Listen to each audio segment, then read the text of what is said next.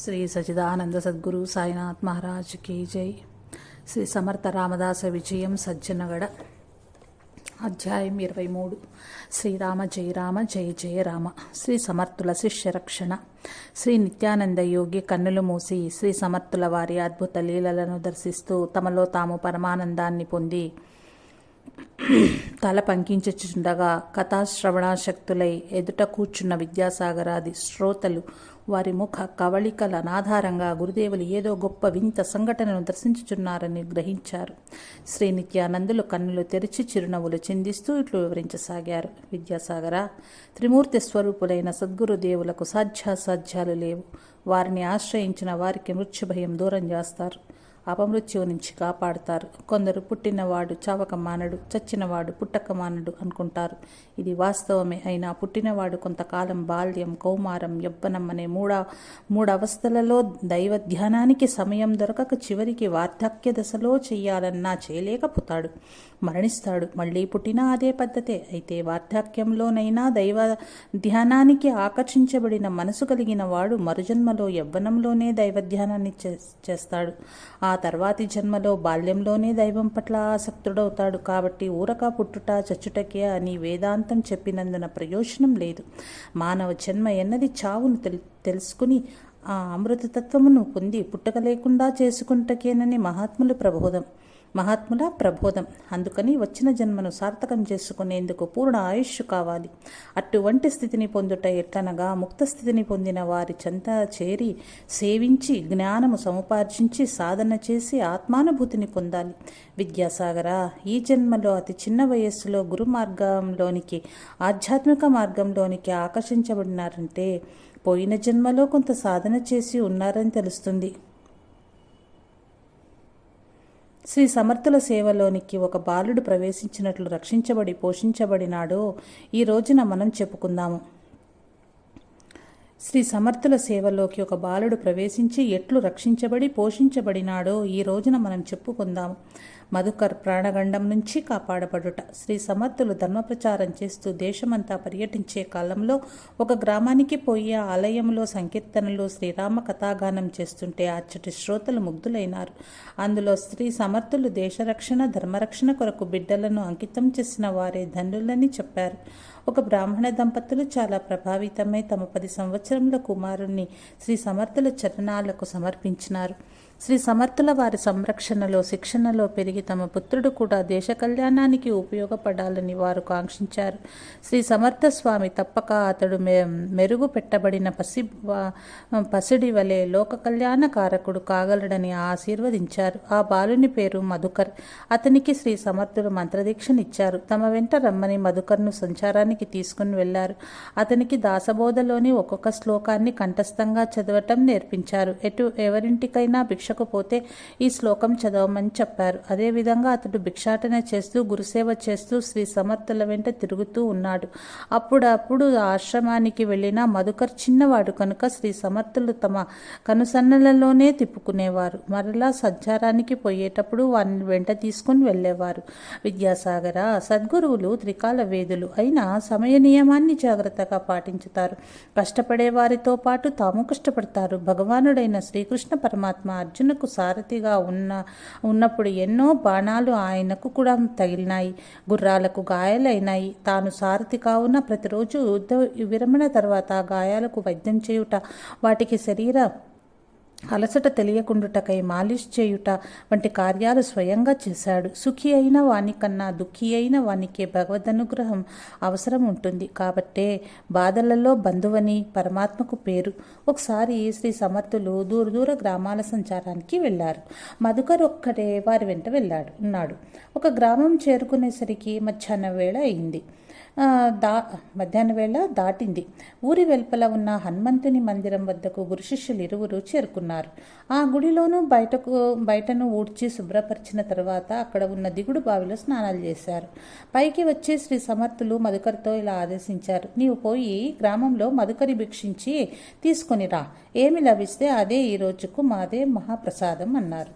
గురువాజ్ఞ ప్రకారం మధుకర్ జోల తీసుకుని గ్రామం చేరి బ్రాహ్మణ వీధిలోనికి వెళ్ళగానే ఒక పెద్ద ఆయన మధుకర్తో, బాబు ఆలస్యంగా వచ్చావే, మా భోజనాలు అయిపోయాయి, కొంచెం ముందుకు పో, అక్కడ దొరుకుతుంది. ఈ గ్రామంలో ఆలస్యంగా భుజించే గృహస్థు జోషి గారు, ఆ కనపడేదే వారిల్లు. ఆ ప్రక్క ఇళ్లల్లో కూడా భిక్ష లభించవచ్చునా అంటూ సలహా ఇచ్చారు. ఆయన చూపినట్లే మధుకర్ జోషి గారింటి వాకిట్లో నిలబడి తన అలవాటు ప్రకారం ఒక శ్లోకాన్ని పెద్దగా చదివాడు. శ్లోకం: సమర్థా చియా సేవక వక్రపాహే అసా సర్వభూమండలీ కోణ ఆహే జియాచి లీలా వర్ణీతి తీన్హి లోకే నుపేక్షీ కదా రామదాసాభిమాని. దాసబోధలోని పంక్తులను పఠించాడు. తర్వాత జయ జయ రఘువీర సమర్థ అని గట్టిగా ఉచ్చరించాడు. భిక్ష వేయమని నోటితో అడగకుండా భగవన్నామం చేస్తేనే ఏ ఇంట్లోని వారైనా బయటికి వచ్చి భిక్ష ఇస్తారు. అది శ్రీ సమర్థుల వారి అలవాటు. శ్రీ సమర్థుల పద్ధతినే మధుకరు కూడా అనుసరించాడు. ఆ గంభీర కంఠస్వరము, అతడు చదివిన పద్య పంక్తులు వినగానే ఆ ఇంటి యజమాని బయటికి వచ్చి, ఎవరా ఈ గడుసు పిల్లవాడని పరికించి చూచారు. ఆయన నా చూచుటకు కారణం పిట్ట కొంచెం కూతఘనం అన్నట్లుగా అతడు చదివిన పద్యమే కారణం.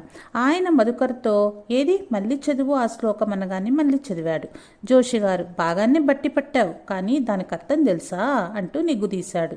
మధుకర్, ఓ ఎందుకు తెలియదు, ఈ 3 లోకముల యందు ఎవరి యశస్సు కొనియాడబడుచున్నదో అట్టి సమర్థుడైన సద్గురుని శిష్యుడని వక్రబుద్ధితో గాని చిన్న చూపుతో కానీ చూడగల ధైర్యం ఈ భూమండలంలో ఎవరికున్నది అనగా ఎవ్వరూ అలా చులకనగా చూడలేరు అని అర్థము అన్నాడు. అబ్బో, తెలివైనవాడే, గొప్ప అర్థం చెప్పావు అంటూ అతని ముఖంలోకి తేరిపార చూచాడు. ఆ పిల్లవాని ముఖ కళలో ఏదో తేడా కనిపించింది ఆయనకు. అతని గురువు సమర్థుడని చెప్పుచున్నాడని ఆశ్చర్యం కలిగింది. తనే గొప్ప జ్యోతిషశాస్త్ర పండితుడని ఆయనకెంతో అహంభావం ఉంది. దానికి తోడు ఈ పిల్లవాని ముఖంలో తనకేదో అపశృతి గోచరించింది. అందువల్ల అతనిని లోనికి రమ్మని అతని జన్మ నక్షత్రం అడిగాడు. మధుకర్ చెప్పగానే ఏవో లెక్కలు వేశాడు. తన అనుమానం దృఢమైంది. అంతకుముందే తన లెక్కలపై తనకు అపారమైన నమ్మకం ఉంది. మధుకర్తో ఇలాగన్నారు, నీ గురువు సమర్థుడని కదా అన్నావు, సరే చెప్పుచున్నాను విను. నీవు రేపు మధ్యాహ్నం 12 గంటల సమయానికి మరణం ఉంది. నీకు రేపు మధ్యాహ్నం 12 గంటల సమయానికి మరణం ఉంది. నా అంచనా సరిగానే ఉంది. అందుకే నీ నక్షత్రం అడిగి మరీ తెలుసుకున్నాను. నీకు రేపు ఆ గండం తప్పదని ఉంది. ఒకవేళ నీవు అన్నట్లు నీ గురువు సమర్థుడే అయితే, నిజంగా నీకు ప్రాణగండం తప్పిస్తే, మరణం లేకుండా చేయగలిగితే నీవు ఎల్లుండి ఇదే వేళకురా భిక్ష ఇస్తాను అన్నారు. మధుకర్కు ఆ మాట వింటూనే కాస్త మనసు కలతబారింది. గబగబా బయటికి వచ్చి ప్రక్క ఇళ్లలో కూడా అదే పద్యాన్ని చదివి భిక్ష కోరాడు. వారు భక్తి ప్రపత్తులతో ఇచ్చిన భిక్షను తీసుకుని పరుగులాంటి నడకతో గుడికి చేరుకున్నాడు. తెచ్చిన భిక్షను ముభావంగా ఏదో ఆలోచిస్తూ గురువుగారి ముందుంచాడు. ఆ పద్యానికి జోషిగారు అర్థం అడగటం, తాను చెప్పటం అంతా మనసులో మెదులుతూ ఉంది. శ్రీ సమర్థులు మధుకర్ తెచ్చిన మధుకరి అంటే భిక్షాన్నం శ్రీరామునికి నివేదన చేశారు. ప్రసాదం తినటానికి రమ్మని మధుకర్ను పిలిచారు. వద్దు, నాకు ఆకలి లేదు అన్నాడు మధుకర్. ఎందుకురా, అలా అనకూడదు, రా, కొద్దిగానైనా ప్రసాదం తినాలి అన్నారు గురుదేవులు. ఇక ఏడు ప్రారంభించాడు. గురువుగారు ఆశ్చర్యపోయినట్లుగా, ఇదేమిరా, నాకు అర్థం కావటం లేదు, ప్రసాదం తినమంటే ఏడుపు మొదలు పెడతావు అన్నారు. ఇంకా తీవ్రంగా ఏడుస్తుంటే శ్రీ సమర్థులు, ఒరై, ఏం జరిగిందో చెప్పి ఏడువు. ఎవరైనా ఏమైనా అన్నారా, ఎవరైనా కొట్టారా, తిట్టారా, చెప్పరా చెప్పు అన్నాడు. వాడు వెక్కిళ్ళు పడుతూ, ఆయన ఎవరో జోషిగారట, వారింట్లోకి భిక్షకెళ్తే అని మళ్ళీ ఏడుస్తున్నాడు. శ్రీ సమర్థులు, చెప్పు, వెళ్తే ఏమైంది అన్నారు. ఆయన నా నక్షత్రాన్ని అడిగి జాతకం చూచి లెక్కలు కట్టి మళ్ళీ ఏడుస్తున్నాడు. శ్రీ సమర్థులు, సరే, జాతకం చూచి ఆపావేం చెప్పు అన్నారు. రేపు మధ్యాహ్నం 12 గంటలకు నేను చనిపోతానని చెప్పాడు అని ఏడుపు పెద్దది చేశాడు. శ్రీ సమర్థులు పక్పకా నవ్వారు. మధుకర్, నాకు మా అమ్మని చూడాలనిపిస్తోంది, నాన్నని చూడాలనిపిస్తోంది గురుదేవా, నాకేం తినాలనిపించటం లేదు ఏడుస్తూనే అన్నాడు. అప్పుడు గురువుగారు, ఓరై, ఆయన చెప్పాడే అనుకో, రేపు కదా, అందుకని ఇవాళ్లే తిండి మానుకుంటావా, రారా కొద్దిగా తిను, నీవు తినకుంటే మరి నేనెట్లా తింటాను అన్నారు. నీ గురువు సమర్థుడైతే నీవు బ్రతికుంటే ఎల్లుండి భిక్షకురా అన్నాడని మధుకర్ చెప్పాడు. దానికి ఏమి సమాధానం చెప్పకుండా గురువుగారు అయితే ఇద్దరం పస్తుందామా అన్నారు. గురువుగారు తినకుంటే తనకు పాపం తగులుతుందని, సరే కొంచెం తింటా అంటూ వచ్చి ప్రసాదం ముందర కూర్చున్నాడు మధుకర్. గురుదేవులు వడ్డించుకున్నారు. శిష్యునికి వడ్డించారు. ఇరువురి భోజనం పూర్తయింది. మధుకరే స్థలశుద్ధి కూడా చేశాడు. శ్రీ సమర్థులు కొంచెం సేపు విశ్రాంతి తీసుకుంటుంటే మధుకర్ అలవాటు ప్రకారంగా గురుదేవులకు పాదసేవ చేస్తున్నాడు. తాను చెప్పిన శ్లోకార్థం మననం చేసుకుంటూ ఉన్నాడు. కానీ దుఃఖం ఆగటం లేదు. నీ గురువు నీకు మరణాన్ని తప్పిస్తే నీ గురువు సమర్థుడైతే అని ఆయన చెప్పాడని చెప్పినా గురువుగారేమీ చెప్పలేదు. కాబట్టి నాకు నిజంగానే రేపు మరణం ఉందేమో, నేను ఏడుస్తున్నానని నిజాన్ని తెలిసిన గురువుగారు చెప్పటం లేదు. అతడు జాతకాలు చూచేవాడు కాబట్టి చెప్పాడు. నాకు తెలిసింది కానీ మా అమ్మ నాన్నలకు తెలియదు కదా నా సంగతి అనుకోగానే మళ్ళీ ఏడుపొస్తోంది. శ్రీ సమర్థుల పాదాలు పడుతూనే ఆ పసివాడు ఎంతో ఆలోచిస్తున్నాడు, దుఃఖిస్తూ ఉన్నాడు. విద్యాసాగర, గురుని లీలలు, భగవంతుని లీలలు అగమ్య గోచరాలు, అనూహ్యాలు. ఇక్కడ ఒక్క విషయం మనం తెలుసుకోవాలి. మహాత్ములు, గురువులు కొన్ని కర్మలను లీలామాత్రంగా స్వప్నంలో కానీ జాగ్రత్త అవస్థలో కానీ అనుభవింపజేసి వాటిని నిర్మూలించే ప్రయత్నం చేస్తారు. ఇక్కడ అదే జరిగింది. శిష్యుడు పడే ఆవేదన ఏదైతే ఉన్నదో తద్వారా కొంత దుష్కర్మ నిర్మూలించబడింది. సద్గురువుల సన్నిధిలో ఇలాంటివి జరుగుతూ ఉంటాయి. సాధారణ వ్యక్తులు ఏదైనా రోగం వచ్చినప్పుడు బాధ భరించలేను, చనిపోతాను అంటుంటారు. గురుదేవుల ఎదుట అలా అన్నారంటే చచ్చిపో, ఎవరికి నష్టం అంటారు. అప్పుడు ఆ వ్యక్తులే నన్ను బ్రతికించండి అంటూ మళ్ళీ ప్రాధేయపడుతూ ఉంటారు. సద్గురుల దృష్టిలో సుఖము దుఃఖము సమానమని దీని భావం. ఇదే అర్థం చేసుకోవాలి. అందుకే శ్రీ సమర్థులు మధుకరికి ఏమీ అభయం ఇవ్వలేదు. నేను నిన్ను రక్షిస్తాను అనలేదు. ఏడిస్తే చావు రాకుండా ఉంటుందా అన్నట్లు ఏడవనిమ్మని వదిలేశారు. సద్గురుని లీల చిత్ర విచిత్రాలుగా ఉంటుంది. ఇదంతా అతని కర్మ నివృత్తికే. విద్యాసాగర, అలా కొంతసేపు అయిన తర్వాత గురువుగారు లేచి తాను స్నానానికి పోతూ వారిని కూడా స్నానం చేయమన్నారు. ఇద్దరు సాయంకాలం అనుష్ఠానం పూర్తి చేసుకున్నారు. తర్వాత మధుకర్ ఏడుస్తూ పడుకున్నాడు. కొంచెం ప్రొద్దుపోయిన తర్వాత వాడి ఒంటిపైన చెయ్యి వేసి చూచారు. బాగా జ్వరం వచ్చింది. మూలుగుతూ ఉన్నాడు. అమ్మా, నాన్న, గురుదేవా, నాకు భయం వేస్తోంది, నేను చనిపోతాను అంటున్నాడు. శ్రీ సమర్థులు వాడికి గొంగళి కప్పి కొంచెంసేపు వాడి వీపుపై చేయిని ఉంచి, ఎక్కడో అంత దూరాన ఉన్న అమ్మా నాన్న కావాలంటే ఇప్పుడు ఎట్లాగరా, అనవసరంగా ఏడ్చి జ్వరం తెచ్చుకున్నావు, చావు అనగానే భయపడితే ఎట్లాగా, ధైర్యం లేకపోతే ఇంతే అంటూ రేపు చావున్నదంటే ఇవాళ్లే చచ్చినట్లు ఏడుస్తారు అని గురువు గారు అనగానే, మరి చస్తానంటే భయం కాదా, యమభటులు భయంకరంగా ఉంటారట, మా అవ్వ చెప్పింది, వాళ్ళు వచ్చి మీద పడి ప్రాణాలు తీస్తారట అని ఇంకా ఏడుస్తుంటే గురువుగారేమో నవ్వుతూ ఉన్నారు. ఇక మధుకర్ తెల్లవార్లు జ్వరం తీవ్రత వల్ల కలవరింతలతో ఉలికి పడటం, అదుగో యమభటులు, అమ్మ నాన్న పుట్టుకో అనడము, నాన్న నన్ను వదలొద్దు గురుదేవా, నాకు భయమేస్తుంది, మహారాజ్ వారిని పొమ్మనండి అంటూ కాసేపటికి ఒక్కొక్కసారి కేకలు పెడుతుంటే శ్రీ సమర్థులు అతని వీపు మీద చేయి ఉంచి, ఏం భయం లేదులే పడుకో అని అంటూ తెల్లవార్లు ఇలాగే ఓదారుస్తూ గడిపారు. ఆ కలవరింతలోని అమ్మ నాన్న మిమ్మల్ని చూడటం ఇక కుదరదు, గురు మహారాజ్ నన్ను బాగానే చూచుకున్నారు, అమ్మ నా జాతకం జన్మ నక్షత్రం బాగాలేదు,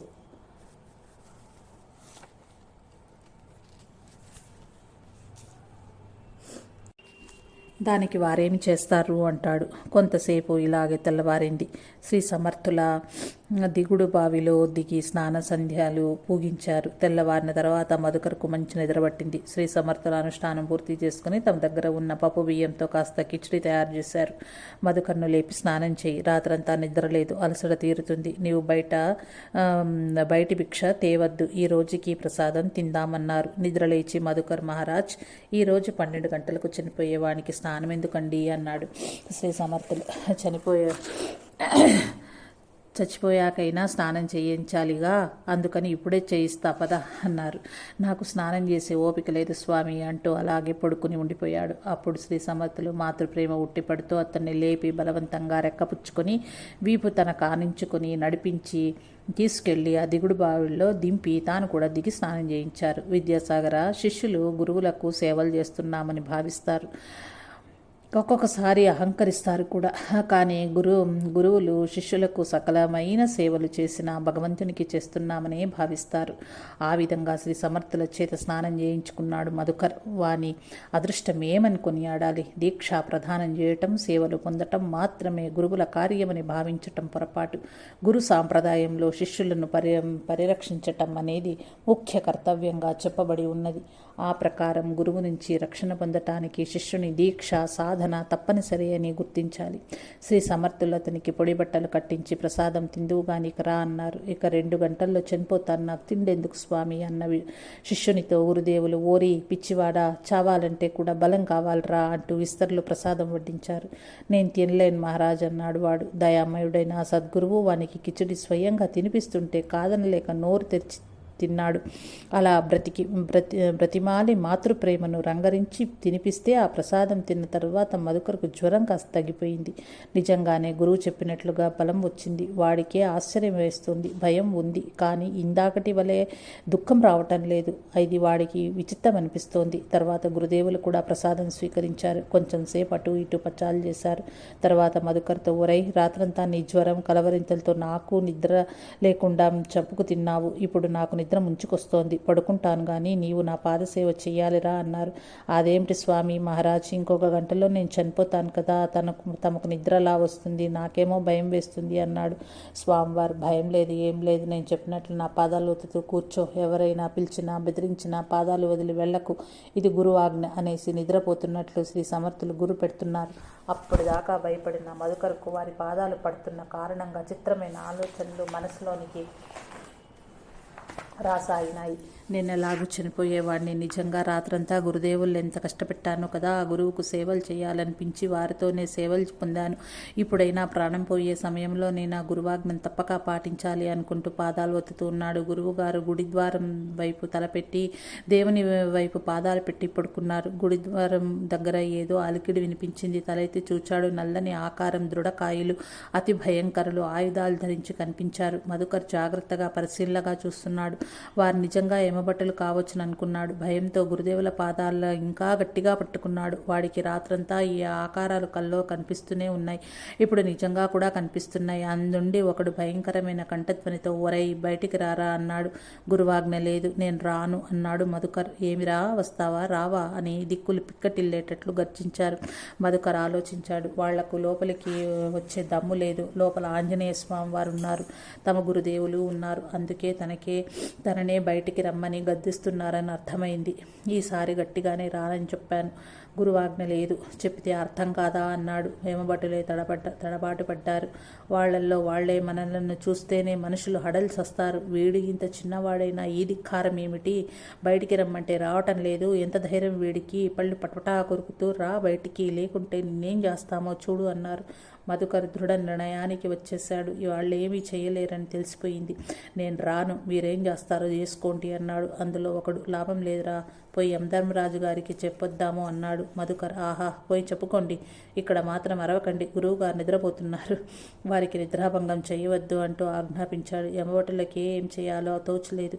యమధర్మరాజుకు మొరబెట్టుకున్నాడు. ఆయన ఆశ్చర్యంతో దున్నపోతు వాహనంపై క్షణంలో ప్రత్యక్షమైనాడు. మధుకర్ చూస్తూనే ఆయన తన కోసమే వచ్చాడని గ్రహించినాడు. గురు పాదాలను ఇంకా కాస్త గట్టిగా పట్టుకున్నాడు. తనలో తానిట్లా ఆలోచిస్తున్నాడు. వాళ్ళు తన్నేమీ చేయలేకపోవట గురుపాదాల మహిమేనని అర్థమైపోయింది.